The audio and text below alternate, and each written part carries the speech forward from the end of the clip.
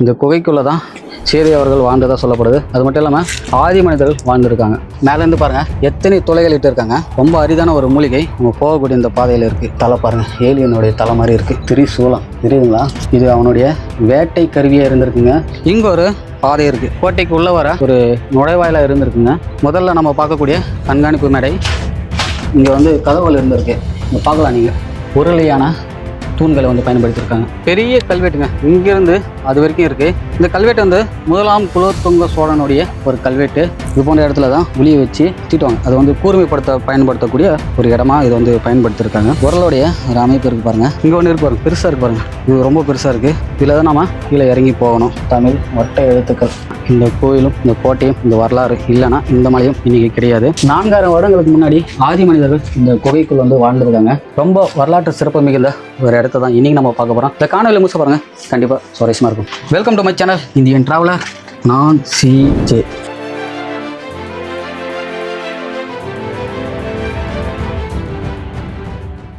அனைவருக்கும் வணக்கம். இப்போ நாம திண்டிவனம் பக்கத்தில் இருக்கக்கூடிய பெருமக்கள் எனக்கூடிய ஒரு ஊருக்கு வந்திருக்கோம். நமக்கு பின்னாடி இருக்கு இல்லைங்களா இந்த மலை. இந்த மலைக்கு மேலே வந்து பார்த்தீங்கன்னா சோழர்கள் காலகட்டத்தில் கட்டப்பட்ட 1000 வருடங்கள் பழமையான ஒரு சிவன் கோயில் இருக்குது. அது மட்டும் இல்லாமல் மேலே வந்து ஒரு கோட்டை கட்டப்பட்டு இருக்குது. இந்த மலைக்கு மேலே ஒரு குகை இருக்குங்க. அந்த குகைக்குள்ள பாறைக்கிரர்களான ஓவியம் இருக்குது. 4000 வருடங்கள் பழமையான ஓவியம் அது. அது மட்டும் இல்லாமல் இந்த இடத்துல சீதை அவர்கள் வனவாச காலகட்டத்தில் இந்த இடத்துல தங்கியிருந்ததா சொல்லப்படுது. இது மட்டும் இல்லாமல் இந்த மலைக்கு மேலே நிறைய வரலாற்று சிறப்புகள் இருக்குது. மேலே போயிட்டு டீட்டெயிலாக பார்க்கலாம் வாங்க.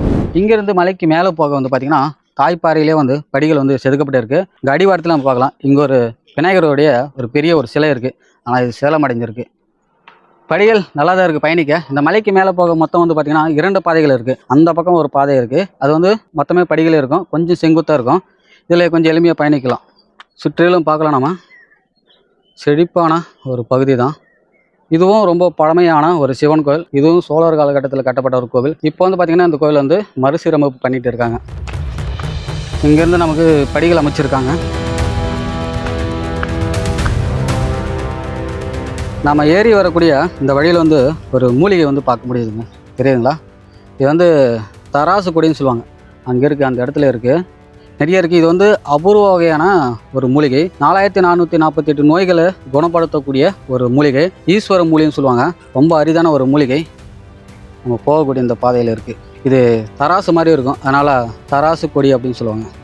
இந்த மலை வந்து ரொம்ப பெரிய மலையெல்லாம் இல்லைங்க. ஒரு 500லேருந்து ஒரு 600 அடி உயரம் இருக்கக்கூடிய ஒரு மலை தான். சின்ன ஒரு குன்று தான். இங்கேயும் ஒரு குளம் வந்து பார்க்க முடியுது. இது வந்து கோவில் குளம். இப்படியே நம்ம இந்த பக்கம் பார்க்கலாம். இங்கே இருக்கக்கூடியது தான் அடிவாரத்தில் இருக்கக்கூடிய பெரிய சிவன் கோயில். உள்ளே நம்ம பார்க்கலாம். எல்லாம் மறுசீரமைப்பு பண்ணிகிட்டு இருக்காங்க தொல்லியல் துறை. இந்த மலையும் தொல்லியல் துறையோடைய கட்டுப்பாட்டில் தான் இருக்குது. இங்கே ஒரு சின்னதாக ஒரு குளம் இருக்குது. அது கோட்டை பகுதி இருந்தது இல்லைங்களா, அதனால் எங்கெங்கே முடியுமோ அங்கெல்லாம் தண்ணி வந்து சேகரிச்சிருக்காங்க. இன்னும் மேலே வந்து பார்த்திங்கன்னா பெரிய பெரிய சுனைகள் எல்லாம் இருக்குது. மரம் பாருங்கள், பெரிய மரம், நாவல் மரங்க. ரொம்ப பழமையான மரமாக இருந்திருக்கும். நாம் ஏறி வரக்கூடிய இந்த வழியில் பார்த்திங்கன்னா ஒரு பெரிய ஒரு கல்வெட்டு வந்து நம்ம பார்க்க முடியும். பெரிய கல்வெட்டுங்க, இங்கேருந்து அது வரைக்கும் இருக்குது. இந்த கல்வெட்டு வந்து முதலாம் குலோத்துங்க சோழனுடைய ஒரு கல்வெட்டு. இந்த கல்வெட்டு என்ன குறிப்பிட்டிருக்குன்னா, மேலே இருக்கக்கூடிய இந்த சிவன் கோயிலுக்கு வந்து 30 பசுக்களை வந்து தானம் அளிச்சிருக்காங்க. அதுதான் இந்த கல்வெட்டு வந்து குறிப்பிடுது. இந்த கல்வெட்டிலேயே முதலாம் குலோத்துங்க சோழனுடைய பெயரும் இடம்பெற்றிருக்கு. இங்கே பார்க்கலாம். நம்ம மேலேருந்து பாருங்கள் எத்தனை துளைகள் இட்டு இருக்காங்க. இது போல் துளைகள் இட்டு இதுக்கப்புறம் மரக்கட்டைகளை இந்த துளைகளில் வச்சுட்டு அதில் வந்து தண்ணி ஊற்றிட்டு வருவாங்க. அப்போ வந்து அந்த மரக்கட்டை வந்து விரிவடும் போது தானே அந்த பாறையும் பிளந்துக்கும். அப்படி தான் பாறைகள் வந்து பிளத்து எடுத்திருக்காங்க. இதெல்லாம் நம்ம தெளிவாக இங்கே பார்க்க முடியுது.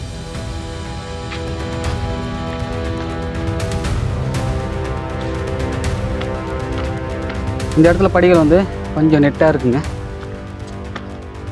இங்கேருந்து நம்ம பார்க்கலாம் மலைகள் பாருங்கள். இங்கே ஒரு மலை, அங்கே ஒரு மலை. இதெல்லாம் முழுமையாக வந்து வெட்டி எடுத்திருக்காங்க. இந்த மலை தான் தப்பிச்சிருக்கு. சுற்றிலும் விவசாய நிலங்கள் தான். மேலே வந்துட்டோம். நம்ம இங்கே வந்து நமக்கு கேட் இருக்குங்களா. இது வந்து இங்கேருந்து நமக்கு வந்து கோட்டையோட மதில் சுவர்கள் வந்து ஆரம்பிக்குது. இதெல்லாம் நீங்கள் பார்க்கலாம். கோட்டையோட மதில் சுவர். இப்படியே நம்ம உள்ளே போனோம், கோயிலுக்கு போகலாம். முன்னாடியே நம்ம பார்க்கலாம் இங்கே ஒரு பாதை இருக்குது. இது வந்து கோட்டை கட்டப்பட்ட அந்த காலகட்டத்தில் மேலே ஏறி வர ஒரு வழியாக இருந்திருக்கு. உள்ளே போய் பார்க்கலாம் கொஞ்சம் தூரம். உள்ள பொதுர்களாக இருக்குது. இது வந்து கோட்டைக்கு உள்ளே வர ஒரு நுழைவாயிலாக இருந்திருக்குங்க. பிற்காலத்தில் அமைச்ச வழி தான் இப்போ நம்ம ஏறி வந்த வழி. இதுதான் கோட்டையோட மதில் சுவர். இங்கேருந்து நமக்கு கோட்டையோட மதில் சுவர் வந்து இப்படி ஆரம்பமாகுது. மேலே வர இது ஒரு வழியாக இருந்திருக்கு பாருங்க, ஸ்டெப்பாக அமைச்சிருக்காங்க.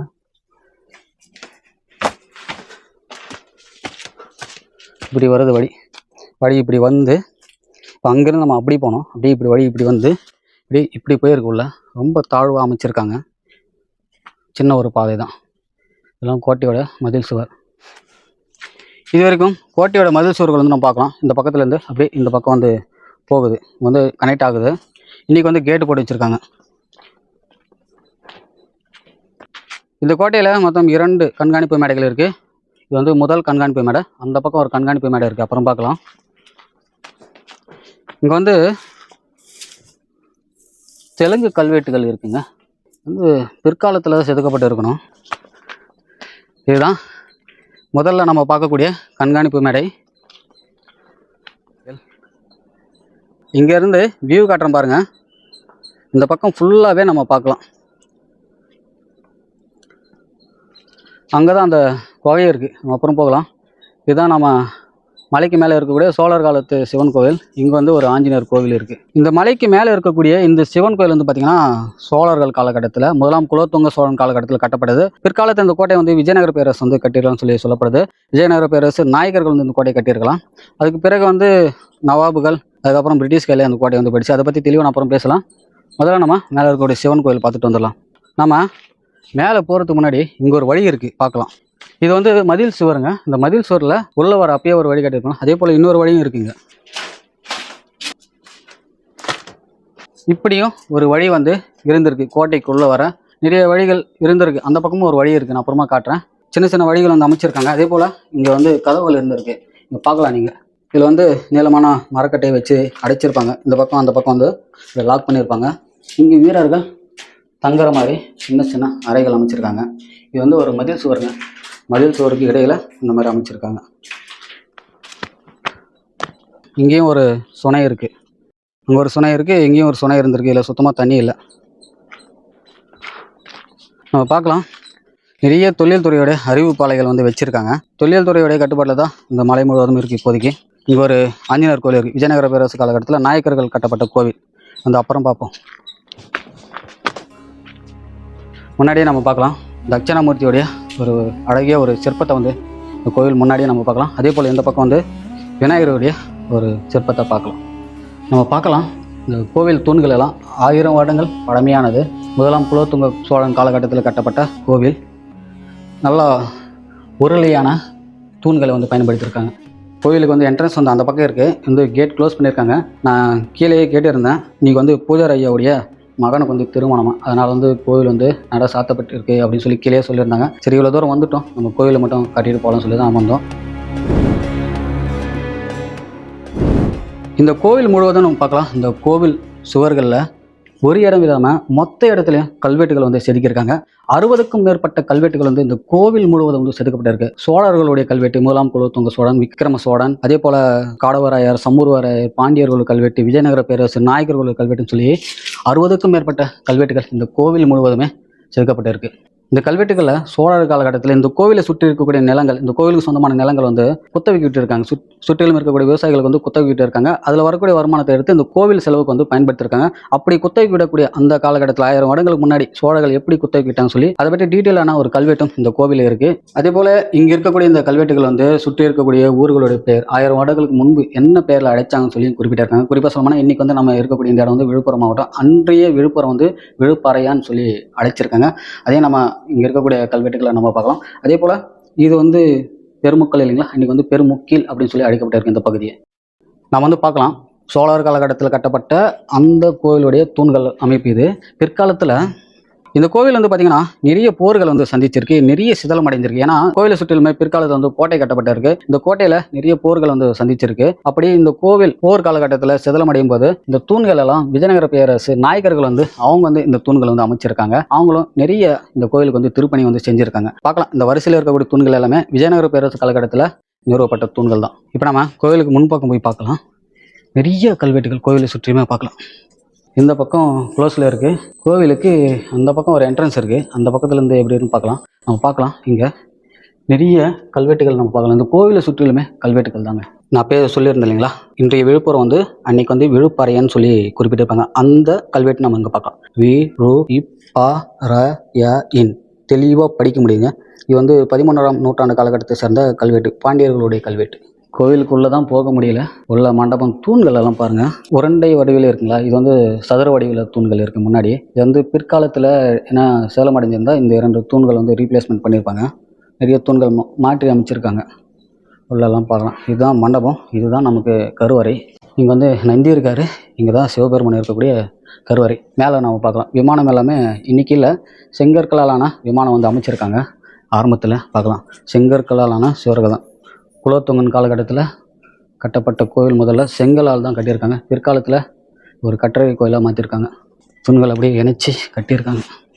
இப்போ இந்த கோவிலுக்கு நாம் உள்ள வர மொத்தம் 2 வழிகள் இருக்குன்னு சொன்னேன் இல்லைங்களா. இது வந்து இன்னொரு வழி இந்த பக்கத்துலேருந்து வரும். இப்படி வந்தோன்னா இந்த வழியில் நம்ம உள்ளே போகலாம். இங்கே கேட் ஓப்பனில் தான் இருக்குது.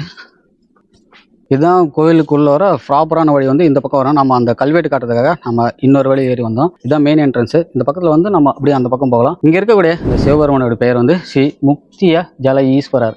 இந்த போர்டில் நம்ம வந்து பூசாரியுடைய நம்பர் இருக்குது, நான் காட்டுறேன். யாராச்சும் வர மாதிரி இருந்தால் கோவில் திறந்துருக்கான்னு சொல்லி கேட்டுக்கிட்டு வாங்க. மேலே இருக்குது பார்த்தீங்களா, இதுதான் பூஜாரியுடைய நம்பரு.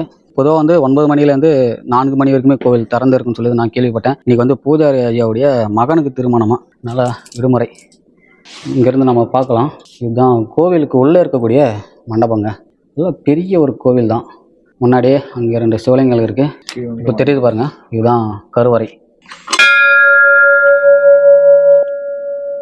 அடுத்து நம்ம இந்த கோயிலுக்கு அப்படி இந்த பக்கம் பார்த்தீங்கன்னா இங்கே ஒரு கண்காணிப்பு மேடை இருக்குது. அப்படி இங்கே ஏறி வரக்கூடிய இந்த பாதையில் ஒரு சுனை இருக்குது. அதை பார்த்துட்டு அடுத்து நம்ம சீதை அவர்கள் வனவாசம் இருந்தபோது தங்கியிருந்த அந்த குகையை பார்க்கலாம். அதே போல் அந்த குகையில் தான் 4000 வருடங்கள் பழமையான ஆதி மனிதர்களுடைய பாறைக்கீறல் ஓவியங்கள் இருக்குது. பார்க்கலாம் வாங்க.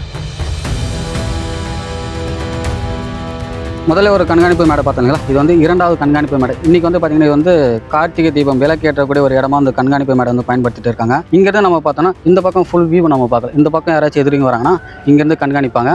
அது மட்டும் இல்லாமல் இந்த இடம் வந்து ஒரு பீரங்கி மேடையாக இருந்திருக்கு. இந்த இடத்துல ஒரு பீரங்கி இருந்திருக்கு. இன்றைக்கும் நம்ம சென்னை எக்மோர் மியூசியத்தில் போனீங்கன்னா இந்த பீரங்கி வந்து நீங்கள் பார்க்கலாம். விஜயநகர நாயகர் காலகட்டத்தில் கட்டப்பட்ட இந்த கோட்டை வந்து பிற்காலத்தில் ஆற்காடு நவாப் அவர்களுடைய கட்டுப்பாட்டில் வந்திருக்கு. அப்போ வந்து நிறைய போர்கள் வந்து சந்திச்சிருக்கு இந்த கோட்டை. அதுக்கப்புறம் பிரிட்டிஷ் கட்டுப்பாட்டில் இருக்கும்போது பிரெஞ்சு இந்த பக்கம் பாண்டிச்சேரி பக்கத்தில் இருக்கு இல்லைங்களா, அதனால் இது ஒரு எல்லையாக அமைஞ்சிருக்கு பிரிட்டிஷ்க்கும் பிரெஞ்சுக்கும். அதனால் பிரெஞ்சுக்கும் பிரிட்டிஷ்க்கும் அடிக்கடிக்கு இங்கே நிறைய போர்கள் சந்திச்சிருக்கு இந்த கோட்டை வந்து. அதனால் இங்கே இருக்கக்கூடிய கோவில் வந்து அதிக அளவில் சேதமடைஞ்சிருக்கு. மிக முக்கியமான ஒரு எல்லை பகுதியாக பிரிட்டிஷ் அவங்களுடைய கட்டுப்பாட்டில் இருக்கும்போது இந்த கோட்டை வந்து செயல்பட்டு இருக்கு. அடுத்து நம்ம இந்த பக்கத்தில் ஏறி வரக்கூடிய அந்த பாதையை நம்ம போய் பார்க்கலாம். இந்த கோவிலில் இருந்த இந்த தூண்கள் சிதலமடைஞ்ச பிறகு எங்கெல்லாம் வந்து சேர்ந்துருக்கு பாருங்கள். இங்கே ஒரு தூண் இருக்குது, அங்கே ஒரு படிகளே ஒரு தூண் பார்க்க முடியுது. இங்கேயும் பார்க்கலாம், படிகளே இங்கே ஒரு தூண் இருக்குது, இங்கே ஒரு தூண் இருக்குது. இதுதான் கோவிலுக்கு மலைக்கு மேலே ஏறி வரக்கூடிய இன்னொரு வழி. இங்கே நமக்கு மேலே வரும்போது இங்கே ஒரு என்ட்ரன்ஸ் இருக்குது. இங்கே பார்க்கலாம், இந்த காலகட்டத்தில் இது ஒரு வழிபாடாக இருந்திருக்குன்னு தெரியல. வணங்குற மாதிரியான ஒரு சிற்பம் இருக்குது. இங்கே ஒரு கோடாலி போன்ற கோடாலி தான் செதுக்கியிருக்காங்க இப்படி பாறையில். இப்படி வந்தோன்னா இந்த கோட்டை சுவர்களில் மதில் சுவரில் இங்கே ஒரு என்ட்ரன்ஸ் இருக்குது. இது ஒரு நுழைவாயில் நமக்கு உள்ள போகலாம். இங்கேயும் நம்ம பார்க்கலாம், நிறைய சாமி சிலைகள் வந்து வடைச்சி போட்டு இருக்காங்க. கோவில்களுடைய கற்கள் தான், தூண்கள் எல்லாம் நம்ம பார்க்கலாம். இங்கே ஏதோ ஒரு கோவிலோ மண்டபமோ இருந்திருக்குங்க, தெரியுதுங்களா. இது முற்றிலுமாக சேலம் அடைஞ்சிருக்கு. இது வந்து விஜயநகர பேரரசு காலகட்டத்தில் நாயக்கர்களால் கட்டப்பட்ட ஒரு கோவிலாக இருந்திருக்கும். ஏன்னா இங்கே இந்த தூண்களை நம்ம பார்க்கலாம். இந்த வேலைப்பாடுகள் எல்லாமே வந்து பார்த்திங்கன்னா இது ஃபுல்லாக வந்து நாயகர்களுடைய அவங்களுடைய கலைநயத்தில் கட்டப்பட்ட ஒரு கோவில் தான். அந்த தூண்கள் தான் நம்ம பார்க்க முடியுது. மொத்தமே தூண்களுங்க. படையெடுப்புகளை சேலம் அடைஞ்சிருக்கும்.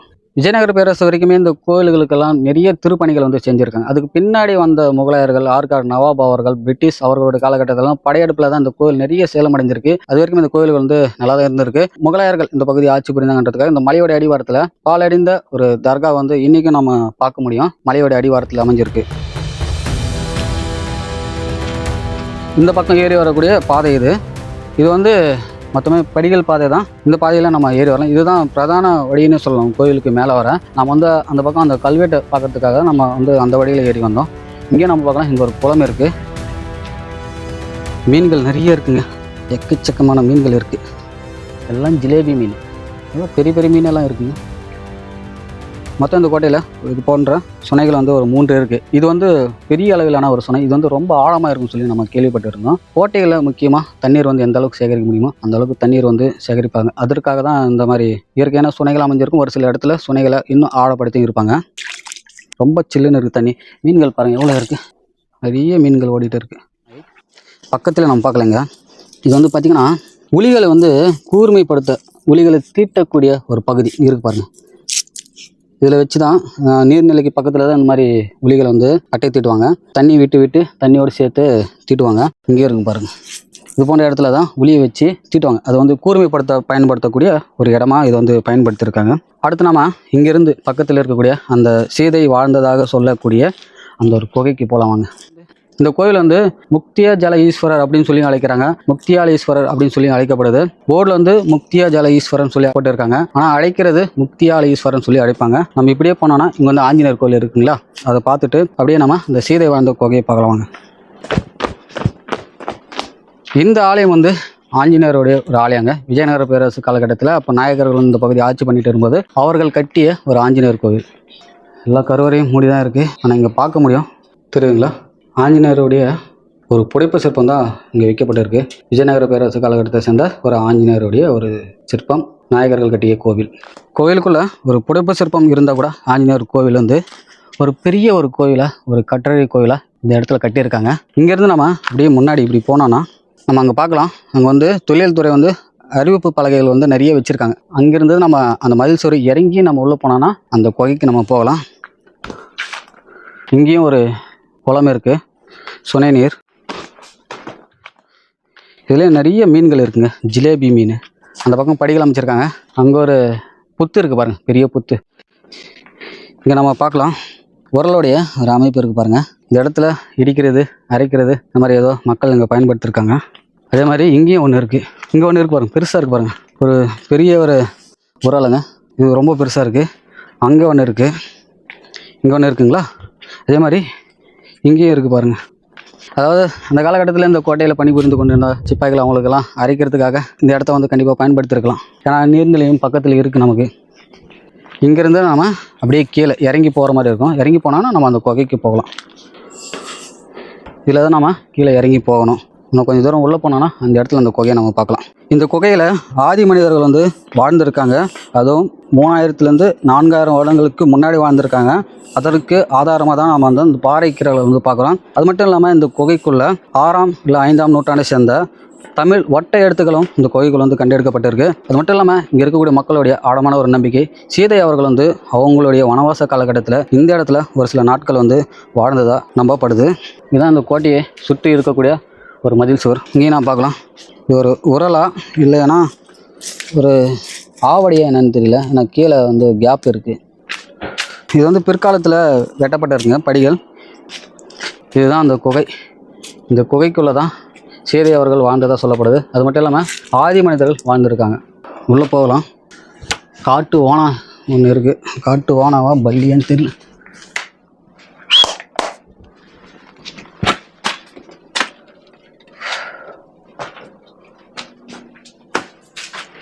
உள்ளே வந்ததுமே சில்லுன்னு இருக்குங்க.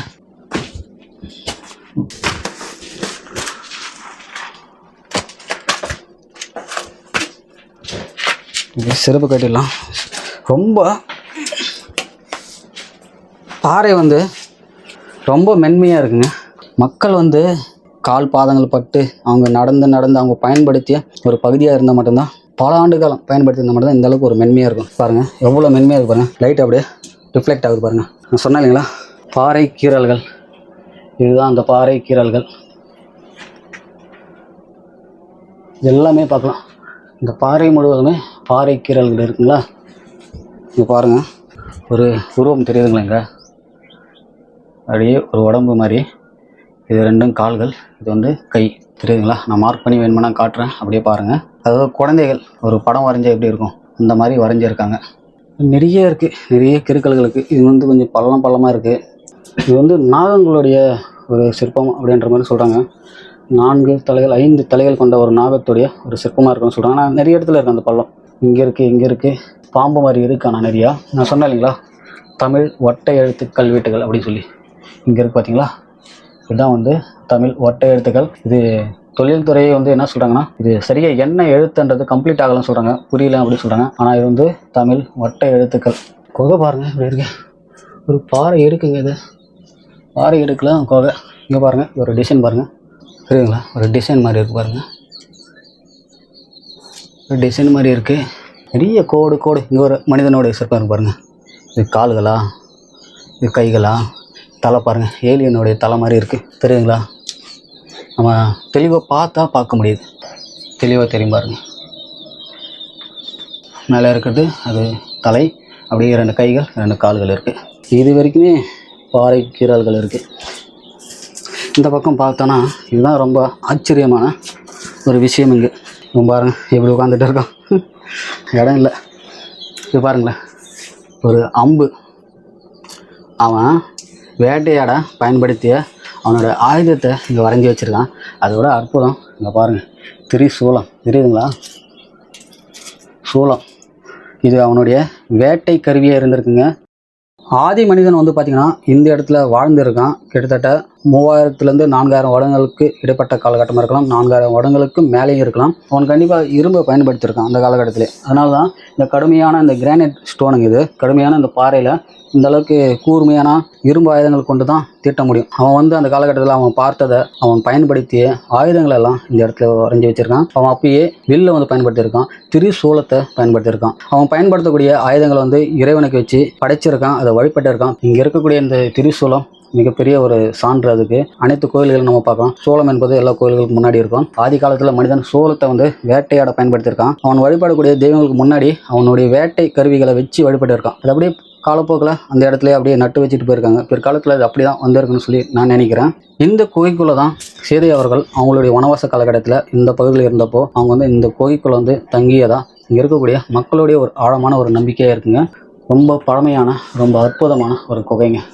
பாறை ஓவியம் கிடையாதுங்க. பாறை ஓவியம் வந்து வண்ணங்களை கொண்டு தீட்டப்படுவது வந்து பாறை ஓவியம். இது வந்து பாறை கீறல்கள், பாறையில் கீறி வரையப்பட்ட ஓவியங்கள். இந்த மாதிரி தமிழகத்தில் வேற எங்கேயுமே கிடையாது, இந்த ஒரு பகுதியில் இருக்குது. நாம் இறுதியாக சித்திரதுர்கா கோட்டை காட்டியிருப்போம். அந்த இடத்துல ஒரு மானுடைய உருவத்தை வந்து ஒரு பாறையில் வந்து அப்படியே செதுக்கியிருப்பாங்க, அதை நான் காட்டியிருப்பேன். அது கர்நாடகாவில் இருக்கக்கூடிய பகுதி. இதே போல் கேரளாவில் எடக்கல் கேவ்னு ஒரு கேவ் இருக்குது. அந்த கேவில் நிறைய இருக்குது இந்த மாதிரி பாறைக்கிறார்கள். இது வந்து அரிய வகையான ஒரு பொக்கிஷன்னு சொல்லலாம். நம்முடைய மூதாதையர்கள் ஆரம்ப கால அவங்களுடைய ஓவிய கலைன்னு கூட சொல்லலாம். இந்த இடத்த வந்து கண்டிப்பாக பாதுகாக்கணும். 1000 வருடங்களுக்கு முன்பு பெருமுக்கில் அப்படின்னு சொல்லி அழைக்கப்பட்டதா இங்கே இருக்கக்கூடிய கல்வெட்டுகள் நமக்கு சொல்லுது. அது வந்து இந்த ஊருடைய 1000 வருட வரலாறு. ஆனால் சங்க இலக்கியத்திலே இந்த ஊரை பற்றி குறிப்பிட்டிருக்காங்க. ஒய்மா நாடு நல்லிய கோடன் எனக்கூடிய ஒரு மன்னன் வந்து ஆட்சி பண்ணியிருக்காரு. சங்க இலக்கியத்தில் சிறுவானாற்று படையில் வந்து அந்த அரசனை பற்றி நிறைய குறிப்புகள் வந்து அதில் குறிப்பிட்டிருக்காங்க. ஒரு பாணன் வந்து அந்த அரசன்கிட்ட நல்லிய கோடன், நல்லி என்பவர் வந்து கடையல் வள்ளல்களில் ஒருத்தர், அவர் கிடையாது, இவர் நல்லிய கோடன். இவரும் பெரிய ஒரு வள்ளல், கடையல் வள்ளல்கள் போல இவரும் ஒரு வள்ளலாக இருந்திருக்காரு அந்த காலகட்டத்தில். அவர்கிட்ட பாடி பரிசு பெற ஒரு பாணன் வந்து போயிருக்காரு. அந்த பாணன் வந்து இன்றைய திண்டிவனம், அன்று வந்து கிடங்கில் அப்படின்னு சொல்லி அழைக்கப்பட்டிருக்கு. அந்த கிடங்கில் எனக்கூடிய அந்த ஊருக்கு பயணிக்கும் போது இந்த பக்கமாக அவர் பயணிச்சிருக்காரு. அப்படி பயணிக்கும் போது இந்த இடத்த பற்றி சொல்கிறார். அவர் மலைகள் இருந்ததாகவும் அந்த மலைகளில் ஆர்ப்பரிக்கும் ஒரு அருவி இருந்ததாகவும் மிகப்பெரிய ஒரு அருவியும் இந்த பகுதியில் வந்து இருந்ததா அந்த பாணன் வந்து குறிப்பிட்டார். அந்த பாணன் வந்து யாழை மீட்டி பரிசு பெற நல்லிய கோடன் எனக்கூடிய அந்த அரசன்கிட்ட கிடங்கல் எனக்கூடிய இன்றைய திண்டிவனத்துக்கு போகும்போது அவர் வர்ணிச்ச அனைத்து ஊர்களை பற்றியும் அவர் வந்து வர்ணிச்சிருப்பாரு. வேலூரையும் குறிப்பிட்டிருப்பாரு. இது போல நிறைய ஊர்களை பற்றி அந்த சிறுபான்ற்று படையில் வந்து குறிப்பிட்டிருப்பாங்க. அப்படி இந்த பகுதி முழுவதுமே எழில் கொஞ்சம் இயற்கை வளங்கள் இருந்திருக்கு, மிகப்பெரிய மலை சிகரங்கள் இருந்திருக்கு. அதான் நான் ஏற்கனவே காட்டியிருப்பேன் இல்லைங்களா, சுற்றிலும் நிறைய மலைகள் இருந்திருக்கு. காலப்போக்கில் அழிஞ்சு போயிருக்கு, இன்னைக்கு அழிச்சிட்டு இருக்காங்க. இந்த மலையும் அழிச்சிருப்பாங்க. இந்த கோயிலும் இந்த கோட்டையும் இந்த வரலாறு இல்லைன்னா இந்த மலையும் இன்னைக்கு கிடையாது. அந்த காலகட்டத்தில் அந்த சங்க இலக்கியத்தில் குறிப்பிட்டிருக்காங்க. முடிஞ்ச சிறுபான்ற்றுப்படையை வந்து படிச்சு பாருங்க. நிறைய ஊர்களை பற்றி, நிறைய அந்தந்த ஊர்களுடைய சிறப்புகளை பற்றி அந்த பாணன் வந்து எடுத்து உரைத்திருப்பாரு. பெருமுக்கல் எனக்கூடிய இந்த ஊருடைய பெயர் வர காரணம் என்னன்னு பார்த்தீங்கன்னாலும், இந்த ஊரை சுற்றிலும் 3 பெரிய மலைகள் இருந்திருக்கு. அதனால தான் பெருமுக்கல், இடையில ஒரு ஊர் இருந்தால பெருமுக்கல் அப்படின்னு சொல்லி பேர் வந்திருக்குன்னு சொல்லி வரலாற்று ஆய்வாளரும் சொல்லக்கூடிய ஒரு கருத்து. அந்த பெரிய பெரிய மலைகள் இருந்திருக்கு, இன்னைக்கு இல்லை, மலைகள் கிடையாது, அருவியும் கிடையாது. இதுதான் இந்த பெருமுக்கல் மலையுடைய வரலாறு. இந்த காணொலியை பற்றி உங்களோட கருத்துக்கள் மறக்காம கமெண்ட்ஸ்ல பதிவு பண்ணுங்க. இந்த காணொலி உங்களுக்கு பிடிச்சிருந்தா ஒரு லைக் பண்ணுங்க. நம்முடைய காணொலிகள் தொடர்ந்து பார்க்கணும்னு வச்சுன்னா சப்ஸ்கிரைப் செய்து இணைந்தே பண்ணிப்போம். இந்தியன் டிராவலர் சிஜவுடன் இஸ்டே நேச்சுரல் எக்ஸ்ப்ளோரர்.